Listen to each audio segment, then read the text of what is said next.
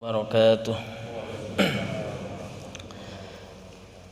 Alhamdulillahirabbil alamin wal 'aqibatu lil muttaqin wala 'udwana illa 'alal zalimin.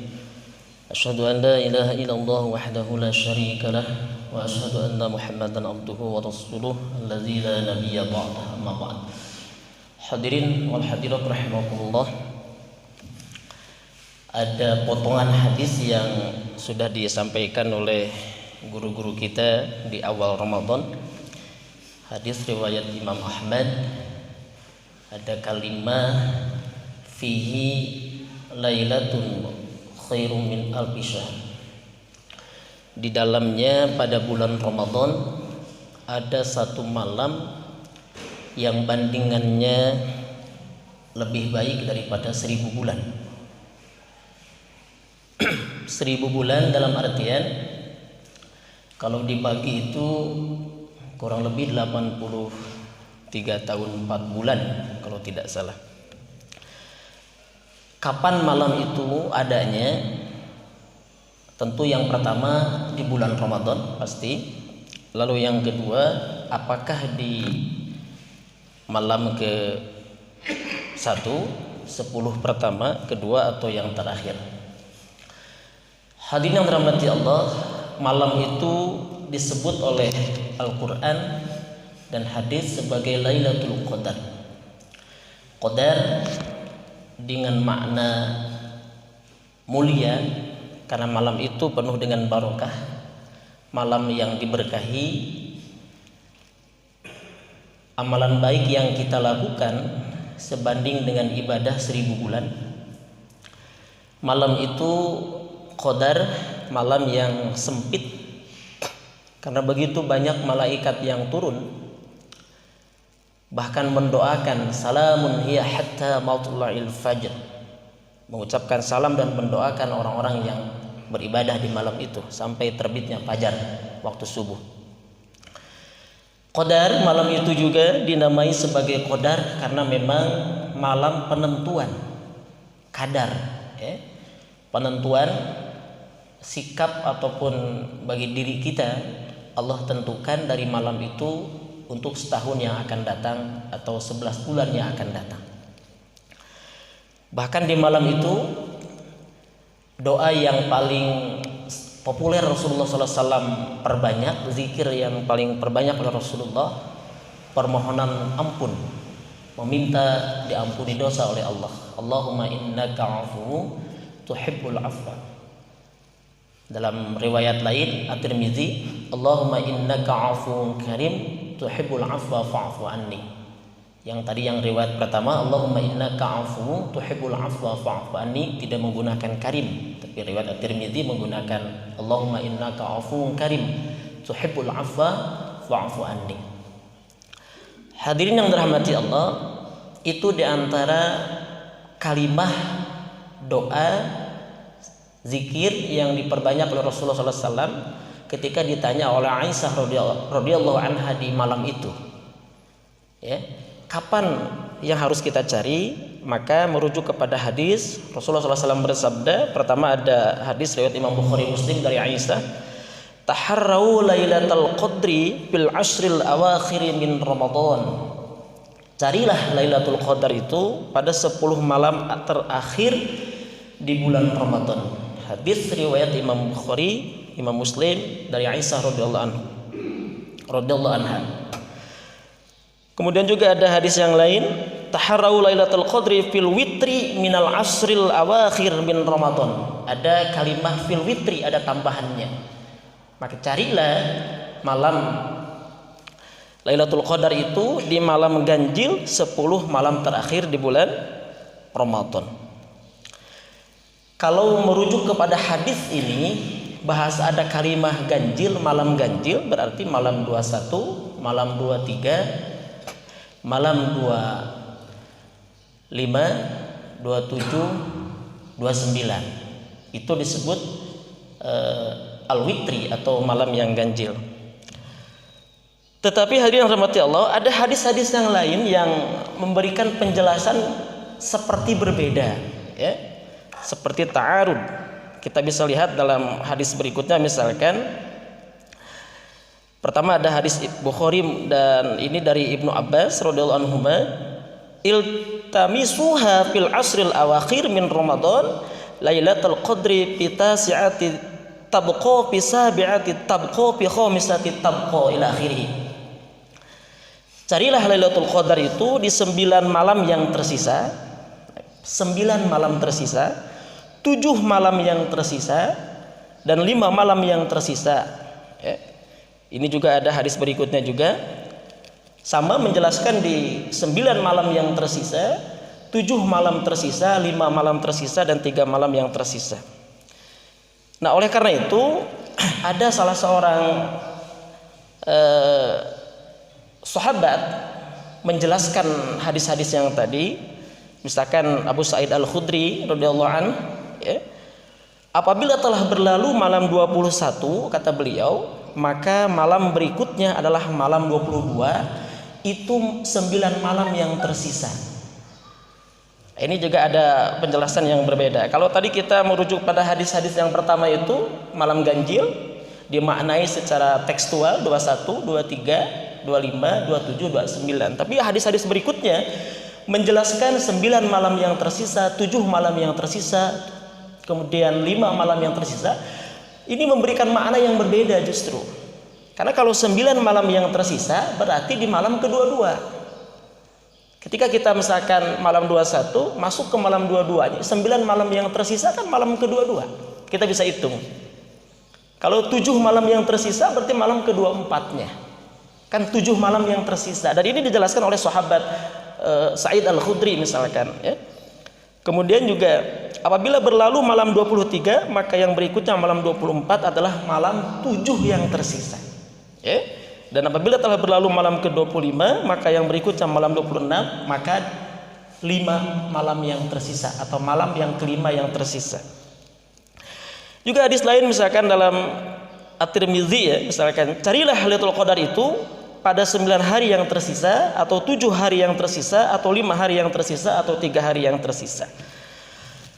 Nah, ini juga penjelasan misalkan Ibnu Taimiyah menjelaskan, menguraikan para ulama dari hadis-hadis tadi. Secara pribadi saya mengambil kesimpulan, kalau merujuk kepada hadis umum yang awal, misalkan taharau Lailatul Qadri fil asril awakhir, di 10 malam terakhir, ini memberikan makna secara simpel, bahwa 10 malam terakhir sememangnya itulah malam-malam yang harus kita pertingkatkan ibadah kita. Jadi tidak lagi nanti malam 21, malam 22, atau malam 23, 24. Karena ada hadis-hadis yang tadi saya sampaikan secara rinci menyebutkan, secara jelas, secara teks menyebutkan fil witri, misalkan minal awakhir 21, 23, 25 dan seterusnya. Kemudian hadis berikutnya tidak kalah sahihnya juga menyebutkan 9 malam yang tersisa, 7 malam yang tersisa, dan dijelaskan oleh sahabat Sa'id Al-Khudri misalkan radhiyallahu anhu menjelaskan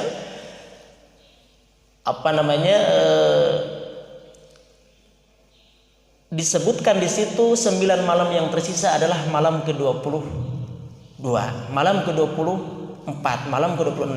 Ini menunjukkan bahwa secara kesimpulan kita bisa mengambil makna 10 malam terakhir tanpa harus dilewatkan. Tidak lagi kita terikat kepada malam-malam ganjil. Salah seorang ahli hadis tadi, mohon maaf kalau saya salah tadi, bukan sahabat karena hidup tidak di zaman Rasulullah misalnya, atau tabi'in mungkin, saya dahulu itu. Ini menunjukkan bahwa 10 malam terakhir. Jadi kita bisa mengambilnya di malam-malam ganjil, menghususkan, ataupun kita tanpa menghususkan di malam-malam ganjil, 10 malam yang tersisa, artinya 10 malam itu tidak terikat lagi ganjil. Apa yang harus kita perbanyak hadirin yang terhormati Allah? Kalau secara khusus, secara tekstual kepada hadis, Rasulullah SAW di malam itu, di 10 malam terakhir, beliau meninggalkan istri-istrinya. Beliau dalam bahasa lain itu menyingsingkan lengan bajunya, mengikat kencang-kencang sabuknya, ada istilah bahasa lain itu. Artinya beliau meningkatkan ibadahnya terutama dengan iktikaf. Iktikaf tentu iktikaf di masjid. Dan bagaimana yang membedakan kita itikaf dengan tidak duduk di masjid? Maka niat yang membedakan. Oleh karena itu jangan lupa niat. Sekarang juga kita duduk bisa jadi itikaf ketika kita niatkan itikaf. Niatkan itikaf taqarruban ilallah, duduk di masjid membaca zikir, berdoa ya, sambil merenung dosa-dosa yang telah kita lakukan, dan kita berharap, menginginkan dan merencanakan kebaikan-kebaikan yang akan kita lakukan di kedepannya. Lalu kita menyerahkan dan bertaqarrub kepada Allah. Dan jangan lupa sebelumnya diniatkan sebagai iktikaf lillah. Oleh karena itu begitu masuk masjid, begitu mau duduk di masjid, niatkan, niat saya iktikaf karena mengharap ridhomu ya Allah. Atau bahasa kita, niat saya iktikaf demi mendekatkan diri kepadamu ya Rabb, kepadamu ya Allah. Boleh dengan bahasa kita saja, nawaitu an i'tikafa misalkan kalau bahasa Arab, atau niat saya beriktikaf karena Allah. Nah, itikaf kata para ulama berdasarkan hadis-hadis itu kapan dan berapa lamanya? Kalau menurut Imam Malik misalkan, itikaf itu minimal malam dan siang. Karena beliau mengambil dari teks hadis secara tekstualnya.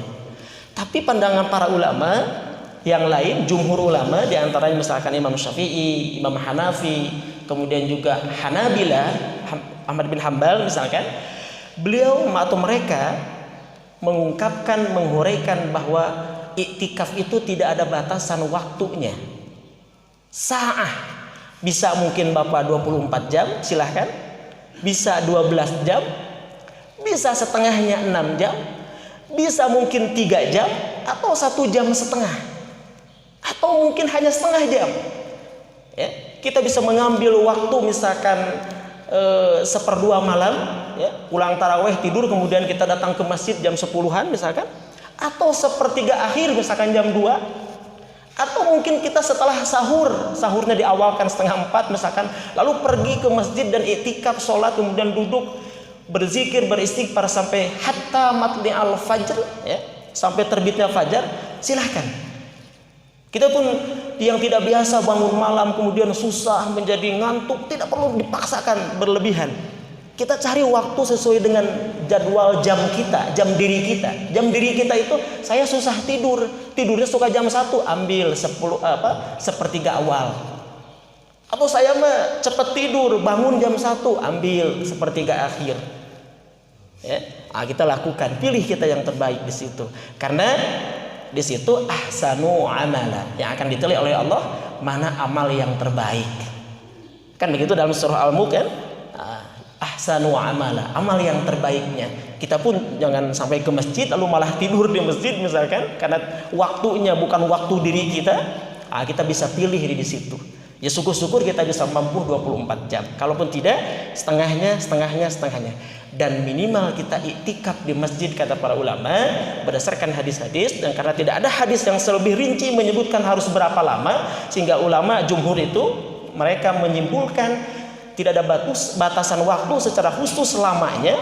Bahkan Imam Syafi'i menyebutkan sa'ah meskipun hanya sebentar di masjid duduk.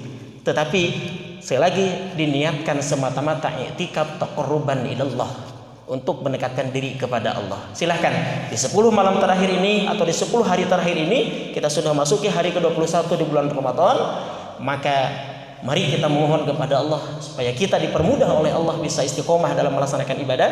Kita dipermudah oleh Allah bisa ringan melaksanakan ibadah, bisa bangun malam hari, kalaupun tidak malam di 1/3 awal, 1/3 kedua, 1/3 terakhir, itu jauh lebih baik daripada tidak sama sekali. Sehingga kata para ulama, mala yudraku kulluh, jika kita tidak mampu melakukan seluruhnya, kata para ulama, la yutraku kulluh, sebaiknya jangan meninggalkan semuanya. Ambil mana yang ringan bagi kita.